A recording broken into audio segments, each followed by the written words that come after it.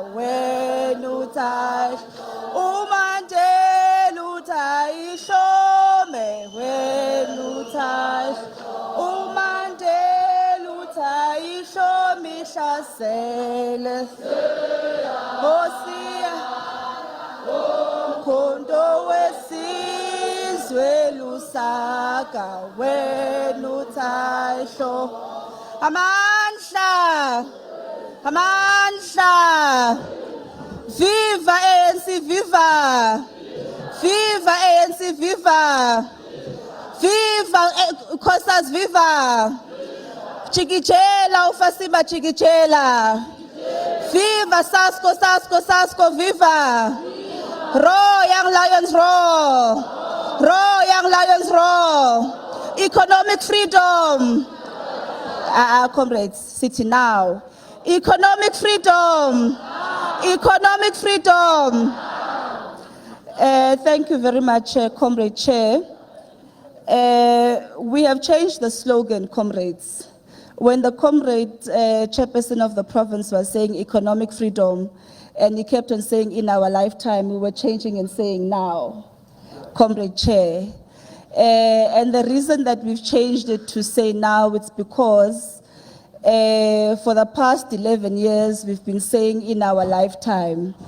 And in our lifetime, for some comrades who were in the ANC Youth League has now passed. And there is still no economic freedom. And when we say in our lifetime, in 50 years' time, in our lifetime would have passed, and there would still be no economic freedom. So as this NYTT, we've decided to say that we want economic freedom now. Comrades, let me greet you all. My name is Comrade Nongceba Mhlawuli. As comrades have said, I'm a member of the African National Congress Youth League in Gabi Shapiro branch, De La Omar region, Western Cape province. And also, as the comrades have said, that we are also the province at which Comrades Hlalo, when we speak about the rebuilding process, and we say that as the Western Cape, we are coming, the entire country says there's no such, because the comrades are playing in the Western Cape, but it's a process. Comrades, let me greet the leadership of the NYTT that is here with us today, our comrade coordinator and all NYTT members who are present, including the convener of deployees, who've really assisted us in this particular province to bring us to this point at which we're at today, which is handing over the ANC Youth League in the province of Mpumalanga to its rightful owners, which is yourselves as members of the African National Congress Youth League. Comrades, we greet the leadership of the ANC, and I was saying to the secretary that we are very thankful that there is a full contingent of officials of the ANC at this particular Congress. It shows that it is an ANC that is concerned with the rebuilding process of the Youth League, but also an ANC Youth League which is alive, and an ANC Youth League which is able to live up to its twin tasks, which is to champion the interest of young people and to rally them behind the banner of the ANC. Comrades, we greet the ANC leadership also in the province, in the region, sorry. We saw comrades chairperson who have assisted us, as well as who are essentially hosting us here today. The leadership of the Women's League, and we are very happy that the Women's League in the province has a large contingent of particular young women who are tasked with the task of rebuilding the women's movement in the province of Mpumalanga. Greetings to comrades of SASCO, YCL. I don't know if the Veterans League is here. I haven't seen anyone who might be Veterans League age. But comrades, most importantly, greetings to yourselves. Each one, each one. How could I forget COSAS after such a powerful message of support that we were given by comrades of COSAS. Comrades of COSAS reminded us of very important pointers when they spoke, and we are very happy about that, comrades. And I think with COSAS, we must also applaud COSAS. If you've noticed what has been happening in the country, comrades, is that you've actually seen COSAS being led by young learners who are mostly women all over the country. And that is something that we must applaud COSAS for.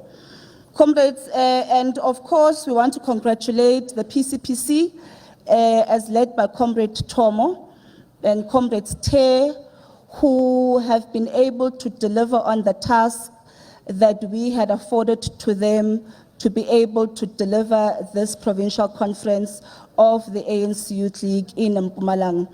I was saying to Comrade Tim earlier on when he was here, I was like, oh, but Comrade Tim, you comrades have really done young people a disjustice for the fact that we are having a provincial conference for the first time in 2022 after they were last elected in 2016. And comrades, what we are saying is that we must never ever find ourselves in a position at which we found ourselves here today, wherein the ANC Youth League would not have had structures that are constitutional for such a long period of time. It must really be the first and the last time as members of the ANC Youth League, leaders of the ANC Youth League from national right up until branch, where we have a situation wherein the ANC Youth League is led by task teams. Ordinarily, comrades, even ourselves, in as much as we are very proud of the rebuilding work that we've done to this point, but under normal circumstances, we should not be a task team. Which is why we want to congratulate yourselves as branches of the ANC Youth League, as regions of the ANC Youth League, and ultimately the province for having gotten to the point at which we are now at. Comrades, we've always said as the NYTT when we came into office that rebuilding is a process and not an event. And Congress that you are having here today is an event, yet rebuilding is a process. And the event called Congress, which is what we are having here today, is part of the rebuilding process of the ANC Youth League. In actual fact, if we are to be serious and speak technically so, that it is from this point onwards that the actual work is going to start. Because what we said was that we want to be able, in fact, when we came into office, we said that we are going to adopt a program of action, which is the 5 Rs. We said that our program of action is to rebuild, to review, to rebuild, to renew, to revive, to reimagine, and reposition the African National Congress Youth League for economic freedom now. Part of that is what we've done to the process of which we've gotten to here today, which is establishing credible structures of the ANC Youth League all over the country. Now, it is a fact that the rebuilding process, comrades, will not be without its teething problems. And the teething problems we've seen in this process, we've seen comrades, I think when we arrived here yesterday, there were comrades that were marching outside. We've seen commotion around issues of people taking tags, and which is why we had to then restart the registration process. So we have an appreciation, comrades, that the rebuilding process will not be without its teething problems. And part of those teething problems are what we've seen in the build-up towards the conference that we are having here today. An important aspect of that, comrades, and I think it's been said here in this conference, and I'm liking the mood of it, is that as part of the rebuilding process, part of the reviving process, as part of the renewal process, comrades, we must be able to reassert the autonomy of the African National Congress Youth League. Part of the reasserting of the autonomy of the African National Congress Youth League, comrades, is when members of the ANC Youth League have the right to determine their own future. When members of the ANC Youth League have the right to determine the future of the organization. Part of that, comrades, means that we must be able to defy our bishops. Part of that, comrades, means that as young people, we must be able to sit around the table and agree on what is the best program of action in the interest of young people, not only in our regions, not only in our province, but also nationally. But comrades, we are not going to do that when we are young people that suffer from self-hate. Comrades, we are not going to be able to reassert our autonomy when we are young people who suffer from self-hate. And when I speak about self-hate, comrades, I speak about young people whom we are not even able to do basic things as young people. Basic things. Young people where we are not able to just relate with each other at a camaraderie level. Now, how are we going to say, when we say we want to defy the chairperson and the secretary of the ANC in the province, when as young people we are not even able to relate at a basic level? There's a concept, comrades, that we use and that we call ourselves, which is comradeship. What does comradeship mean, comrades? If you Google what comradeship means a great friendship. That's what it means. The most basic definition of what a comrade is great friendship. Now, part of that, comrades, part of that means that we must be able to, in the midst of what we say divides us, able to first and foremost say, what do I mean when I say so-and-so is my comrade? And what do I mean when I say so-and-so and I differ on these bases? Because it is only then, comrades, that as young people, we are going to be taken serious by the elders. The comrades here were complaining about the fact that Comrade National Chair said that as young people, all we want to do is to have access to resources. And it's an insult to young people, it is. It's an extreme insult to young people. And it's not just Comrade National Chair who has that perception of us, by the way. It's not just them. It is elders generally. And the reason for that, comrades, is because we ourselves sometimes, when we present our arguments for a youth takeover, we don't do it because we are a grouping of young people who are united around a common vision of what must happen in the future. We do it because it must be Nongeba and not Eugene. So Nongeba will be the one who then does the auditioning at the expense of Eugene. Instead of Nongeba and Eugene saying, comrades, let's go together and let's go and contest power. Now, comrades, what we are saying is that part of the rebuilding process, which is step one, is reasserting our autonomy of the ANC Youth League. Part of that also, comrades, means that as we go to the National Conference of the Youth League, and we hope that this conference will also be able to debate this issue in your commissions, is the relationship of the ANC Youth League to that of the ANC. And the reason that is important is because we say that the ANC Youth League is an autonomous entity. And I'm using the word entity deliberately, because legally the ANC Youth League is an autonomous entity to that of the ANC, which is why we are able to sue the ANC Youth League and the ANC will not be affected and vice versa.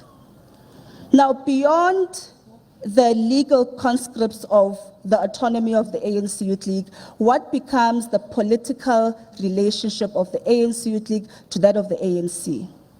And the reason I'm asking this, comrades, is because tomorrow when Cyril Ramaphosa decides, and the top five and all of the comrades there decide that in actual fact, we are no longer interested in Comrade Nongeba and Comrade Joy to lead the Youth League, let's change them because of some or whatever reason. What right does the ANC NEC have to do that? And we must ask these questions because we must be able to spell out the relationship of the ANC and that of the ANC Youth League and how the two structures interface, not only at a political level, but also at an organizational level. Comrades, we speak about the renewal process. Now, we went to the policy conferences, young people, where we said that we have to rethink the organ called the African National Congress and the African National Congress Youth League. Part of rethinking the organ, comrades, is how do we define the branch of the ANC and that of the ANC Youth League? And that is a discussion that we must take to the National Congress of the ANC Youth League as well, to say that the current formation of the branch of the ANC Youth League, does it assist us in the renewal process of the ANC Youth League? Because currently, comrades, all your branches would have been audited. You are now here on the basis of the administrative process.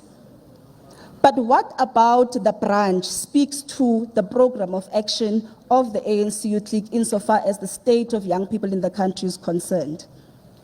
How many of yourselves who are branch delegates have actually had programs of action that speaks to the twin tasks of the ANC Youth League? If I can ask anyone here right now, how many of you have in the last just week done something that speaks directly to the twin task of the ANC Youth League?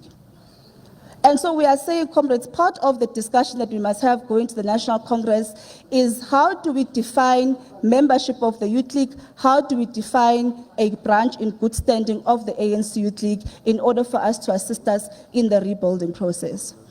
Comrades, part of the revival of the ANC Youth League, comrades, we are speaking about how do you have an ANC Youth League that is able to intervene strategically at a political as well as at a technical level based on the problems that we have in this country. When the chairperson spoke, he outlined all of the problems that we have in our country. And by the way, I think that it's actually quite problematic that we continue to speak as though we are not in government, Comrade Chair. We can't continue to say that there is a crisis of crime in the country when we are the governing party that deploys a ratio of 1 to 100,000 of police officers. We can't continue to say that we have an ailing healthcare system when we as a governing party deploy a ratio of 1 doctor for every 3,000 patients. We cannot, Comrade Chair, continue to say that the economy is in the hands of white monopoly capital when it is ourselves, comrades, that continue to aid the financial sector, that is continuing to have the kind of, that continues to sustain the kind of economy that we have. It is our government, comrades, that went to speak about the issue of IPPs. In a community, comrades, such as Witbank, IPPs are going to kill the local economy. IPPs are going to kill the local economy. It is our government that went to say that the mines around this community can get off the grid. Now, when the mines, comrades, let me just make you a quick example. A local municipality such as that has mines surrounding it, such as Witbank and other small municipalities that are dependent on mines, make at least 70 cents on every rand sold in terms of electricity to the mines. Now, our model for energy has always been that the rich subsidize the poor. It is the big businesses that subsidize the indigent in our communities. When the rich businesses, when your mines, your car manufacturing ports get off the grid, it therefore means that you've reduced your municipality's ability to subsidize the poor who are indigent in those communities. It's going to lead to an increase in the price of electricity for those who already cannot afford it.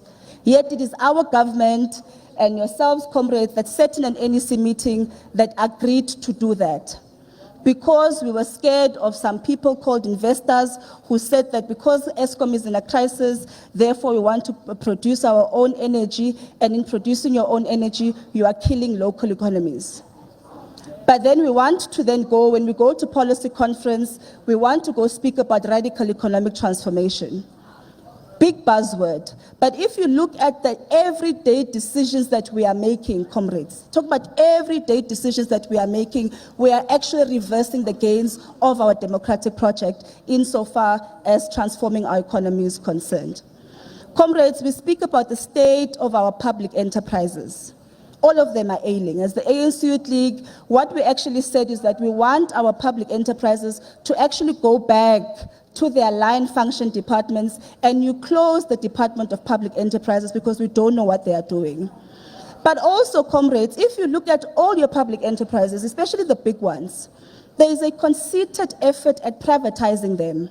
You had a crisis of SAA. For many years, we couldn't find a decent CEO and a decent board of SAA to be able to pull SAA out of its problems. It went into business rescue. Government poured a lot of money into SSA. After that, it was sold to next to nothing. Comrade Enoch and Comrade Godan to this day can't tell us how the sale of SAA went. There's no coherent answer as to how we sold SAA, who were the beneficiaries, and how it was sold for next to nothing. Now, what becomes the role of the ANC Youth League, comrades, beyond us shouting the slogans? Because it's fine, we can stand on a podium, we can all shout the slogans, but the everyday decisions that are taken, comrades, in our structures of the ANC, in our structures of government, are those that are actually reversing the gains of our democracy. And there are those that are actually affecting young people most adversely. Now, what we want, comrades, and this is what we are hoping that you are going to discuss in your commissions, is that the ANC Youth League must be able to, at a strategic, political, but also technical level, be able to intervene in the crisis that our country is in. We can't continue to stand on podiums and say that they are the problem, when we ourselves as young people are not coming up with coherent solutions that will be able to intervene in those problems.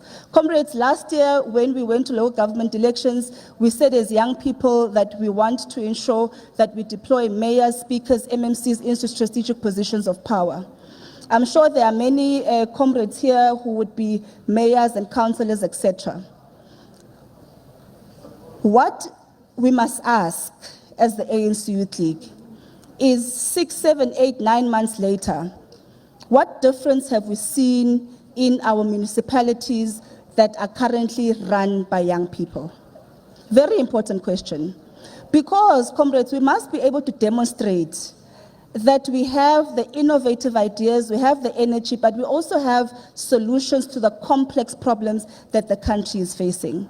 Now, the chair recited our 7 cardinal pillars as the ANC Youth League. And we hope, comrades, that part of what you'll be doing in your commissions again will be to take stock 10 years later, 13 years later, 11 years later, what has been the progress on each one of those pillars. So that beyond us just shouting them, we must be able to say that when we were in the 2011 conference of the ANC Youth League, we said we want expropriation of land without compensation. We currently have a bill in Parliament which is really just a watered-down version of that particular call of the African National Congress Youth League. But how are we going to ensure that by the time that constitutional amendment is passed, it will continue to have the radical impact that we wanted it to have at the time in which that resolution was taken? Now, when we say, comrades, that we must revive the Congress Youth League, that is what we are speaking about.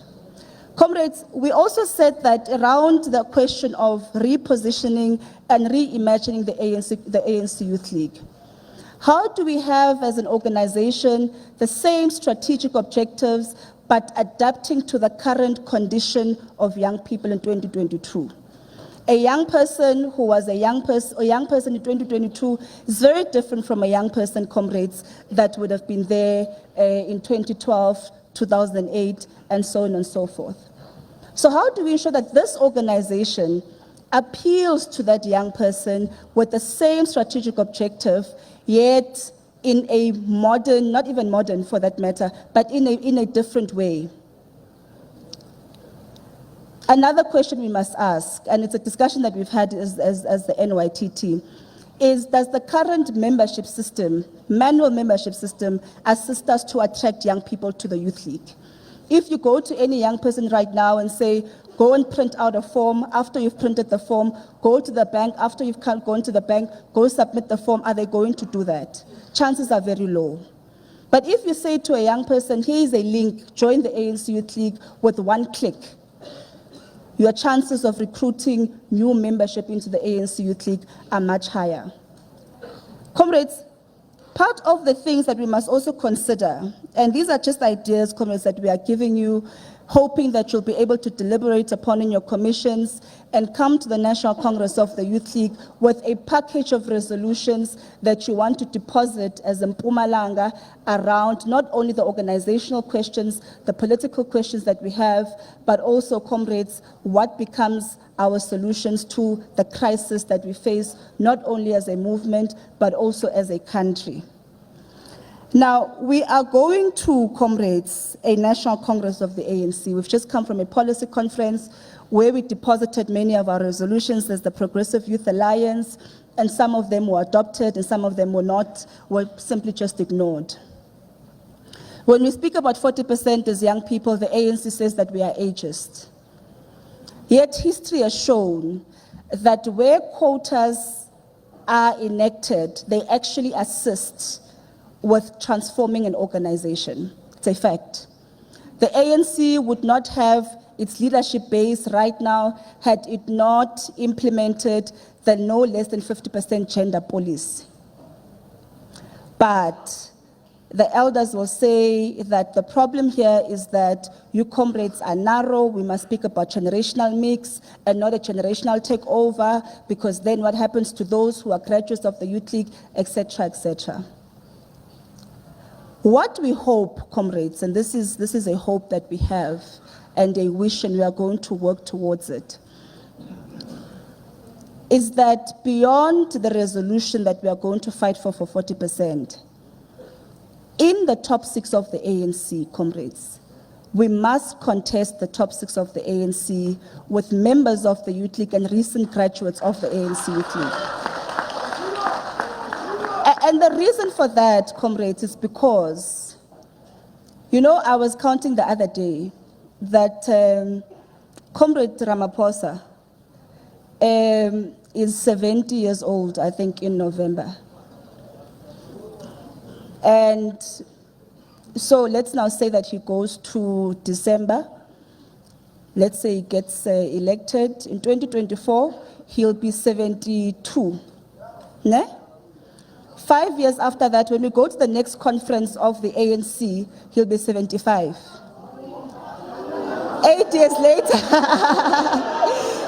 8 years later, comrades, Amandla, Amandla, Amandla. Let me finish this point, comrades. Let me finish the point. Let me finish the point. In fact, my point is assisting you, by the way.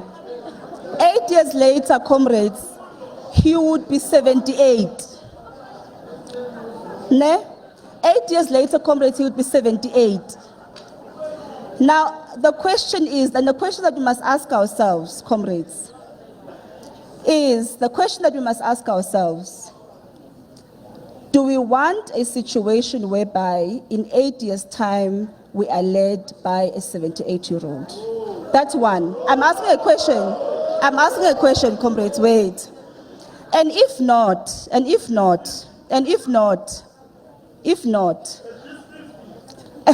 yes, at least 50.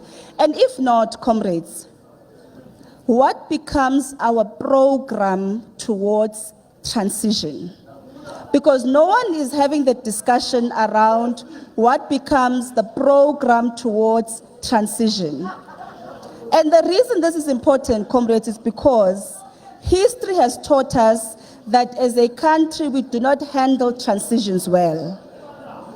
The only president, by the way, the only president who has had a smooth start and end to their term was President Nelson Mandela.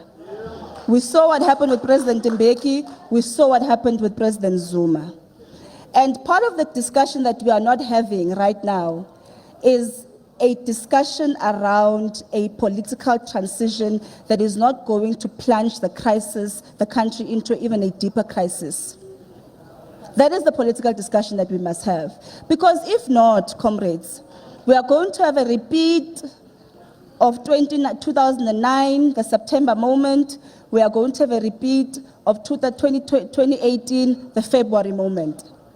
And we all know how both those moments led to the demise and the deepening of divisions within our organization. And that's a discussion that we must lead as young people. But at a principled level, comrades, very principled level, is that part of that discussion must be us looking at, and in fact, I don't agree with this thing that because that's that generation, there must now be the next generation. And we're at a point, comrades, where we must consider skipping a few generations. Because if we are going to say that the next generation after the generation of President Ramaphosa is the generation of comrades who are in their 60s, we are going to get to the 40s and the 30-year-olds in the next 30 years most. So there must also be a discussion of maybe we must just skip a few generations so that we can get to your 40-something-year-olds and your 30-something-year-olds.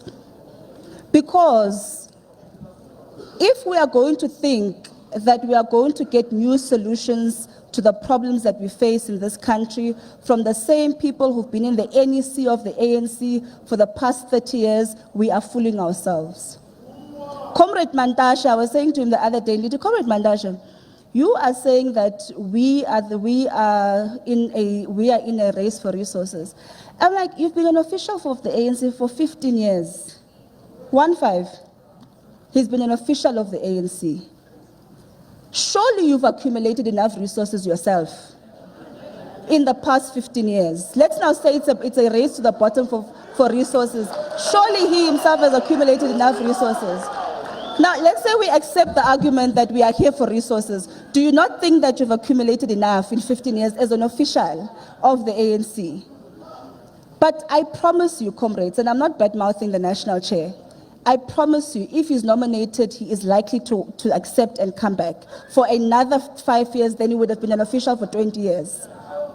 And that just shows you, comrades, that even the discussion that when we have and engage the discussion of generational mix, it's not an honest one from the elders. They will insult us and say that now we want resources, but one of themselves are not having an honest discussion around handing over the organization to a new cohort of youth leaders. Part of the problem also, comrades, that we have, and I made this example elsewhere to say that a new cohort of youth leaders, comrades, cannot be one in which we do not have different solutions to the problems that we have. There was I think there was a social media post that was going around that was comparing the Minister of Defense, I think, of the US versus the Minister of Defense of South Africa. And the comparison was very bleak. The comparison was very bleak. But if you were to say that you take that comparison with a younger person, for an example, Comrade Eugene, I'll make the example Comrade Eugene because I will know you won't be offended. But if you then say that you make the same comparison with that Minister of Defense and Comrade Eugene, will the picture be different? I see Comrade Eugene is in charge here. The picture will be very different, Comrade Eugene. But comrades, that's the kind of injection that we must have. We must have an injection of young people, comrades, that we are not going to be questioning their ability to not only transform the organization, but also, comrades, the country at large. Comrades, we are very happy that we've seen recent graduates of the Youth League having raised their hands to say that they are available to serve at the uppermost levels of the organization and that of the country. And our principal position as the ANC Youth League, comrades, is that we must support them. We must support our graduates and our members going to the National Congress of the ANC. But we must also arrive there as a youth delegation that is going to deposit NEC members into the NEC of the ANC. Comrades, if you've looked at that NEC, you know there are NEC members that I don't even know when I sit in the NEC. You don't know them, you've never heard them speak, you don't know where they come from, but they've been there for 5 years. Part of what we must do, comrades, is to ensure that we have a cohort of young people that we are going to mobilize behind to ensure that that NEC at the end of the day looks and sounds like the biggest population demographic of the country, which is youth in its maturity. But comrades, beyond that, we must discuss the policies that we want to inject into that conference. We must discuss the policies that we want to inject into that conference. We saw how the policy conference was almost turned into whether we are going to get there and discuss step aside for 3 days or not. When there are real problems facing the country that we are not paying attention to because we are too involved with our internal squabbles as the movement. Now, part of what this conference must come up with, comrades, is a package of resolutions that we as young people, we are going to say we are injecting into what becomes the program of action into not only the ANC Youth League, but also the ANC when it holds its Congress. Comrades, we want to conclude by saying that first and foremost, we are looking forward to the deliberations that you are going to have as this Provincial Congress of Mpumalanga. And we hope that those deliberations, comrades, will chart a new way forward for the condition of young people in this particular province, but also in the country. Comrades, when the ANC Youth League was formed in 1944, our founding manifesto says that the ANC Youth League is the brains trust of the ANC. Let this Congress, comrades, demonstrate that we are indeed the brains trust of the ANC. The NYTT comrades, we wish you well in your deliberations, and we are, I see comrades are becoming impatient. As the NYTT comrades, we wish you well in your deliberations, and we look forward to what will become a new era of youth activism in the province of Mpumalanga. Amandla! Amandla! Viva ANC Youth League, viva! Viva ANC Youth League, viva! Rise Mpumalanga, rise! Rise Mpumalanga, rise!